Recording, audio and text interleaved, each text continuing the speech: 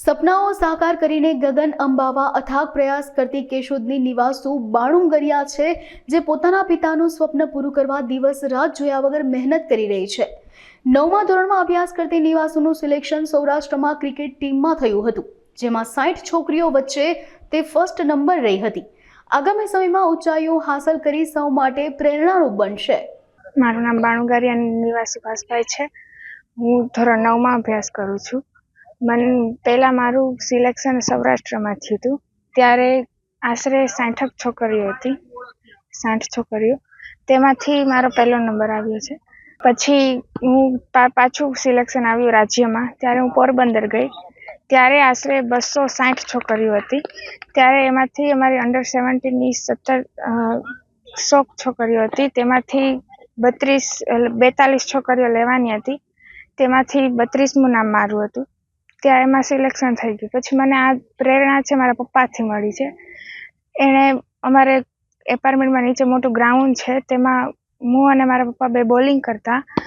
પછી માનવ ઠકરાર કરીને કોચ હતા, ત્યારે એનાથી અમને પ્રેરણા મળી કે મારા પપ્પાને ખબર પડી કે આ કોચ છે, એકેડમી ચલાવે છે। ત્યારે મારા પપ્પાને આનો કોન્ટેક્ટ કર્યો અને માનવ સરે કીધું કે હા, કાંઈ વાંધો નહીં, તમે આવી શકો છો અહીંયા। એટલે પછી મને માનવ સરે શીખવાડ્યું કે આમ નહીં ને આમ કરવાનું, કેવી રીતના કરવાનું, કેવી રીતના નહીં કરવાનું, મને શીખવાડ્યું અને મને તેનાથી પ્રેરણા મળી અને હું આગળ વધી છું। અને હવે મારે ક્રિકેટર બનવું છે। હું ધોરણ 9માં અભ્યાસ કરું છું। હું ભણવા પણ માગું છું અને ક્રિકેટ રમવા પણ માગું છું। મને સૌથી વધારે શોખ ક્રિકેટમાં છે, ભણવાનું પછી પહેલાં ક્રિકેટ।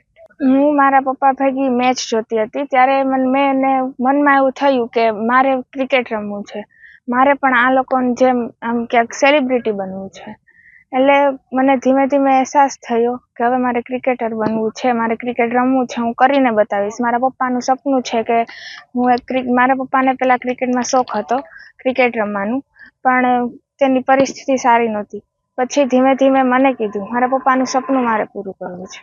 મારું નામ બાણુ ગરિયા સુભાષ ભવનભાઈ છે। મારું ગામ કેશોદ છે। અત્યારે હાલ રહેવામાં કેશોદ મારું ગામ મોટી ગસારી છે।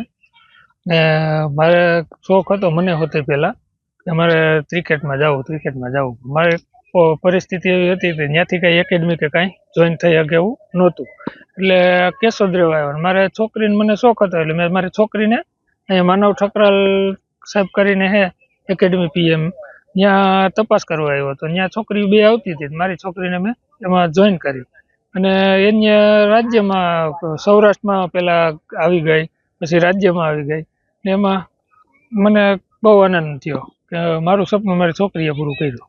હવે આગળ એની રીતે આગળ વધે એમ આપણે પાછળ એનો સપોર્ટ છે આપણને। મારે દુકાન છે સનમાઇકા પ્લાયવુડની, ભોલે સનમાઇકા, અને સાંજે અમે પપ્પા દીકરી અહીંયા પાર્કિંગ અમારે મોટું છે, તો પાર્કિંગમાં હું એને પ્રેક્ટિસ કરાવતો સાંજે અને દિવસના એ એકેડમીએ જતી। ને વધારે તો પહેલાં શરૂઆત અમે સાંજેથી જ કરી હતી કે સાંજે મારા ભેરી રમતી ને મને એવું થયું કે આમાં થોડીક રુચિ છે, એટલે હું શીખવાડું આને તો શીખશે એમ, તો શીખવા માંડી ગઈ। હવે તો વ્યવસ્થિત થઈ ગઈ, તો પછી એકેડમીમાં મૂકી દીધી મને। હવે એને આગળ વધારવાની ખૂબ લાગણી છે કે આગળ વધે તો આપણા તાલુકાનું, ગુજરાત રાજ્યનું બધું નામ રોશન કરે।